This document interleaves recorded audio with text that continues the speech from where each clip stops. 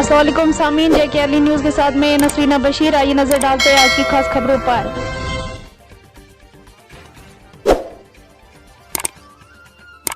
जिला शोपियान के इलाके जमपथरी के लोगों ने नुमाइंदे JKLE न्यूज़ से बात करते हुए कहा कि उन्हें 5 साल पहले 6 इंच पाइपलाइन सेक्शन की गई थी जो अभी तक फराहम नहीं की गई।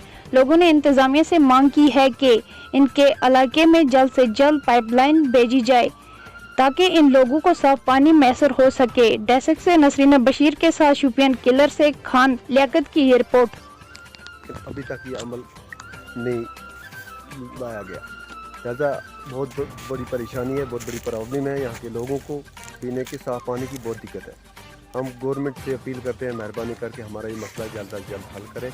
इसके लिए हमने हज़ारों दफ्तरों में चक्कर काटे लेकिन हमें कोई मस्बत मसला सामने नहीं आया कि हम गवर्नमेंट से हम अपील करते हैं।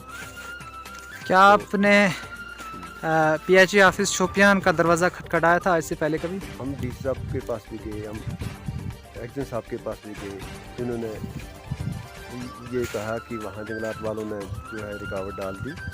तो उसके बरक्स भी हमने बहुत कोशिश की लेकिन हमारा ये मसला हल नहीं हो सका। जैसे कि अभी आपने बताया कि हमारे यहाँ जो है पाइपलाइन ला के रखे हैं मगर अभी तक बिछाने का जो काम है अमल में नहीं लाया गया।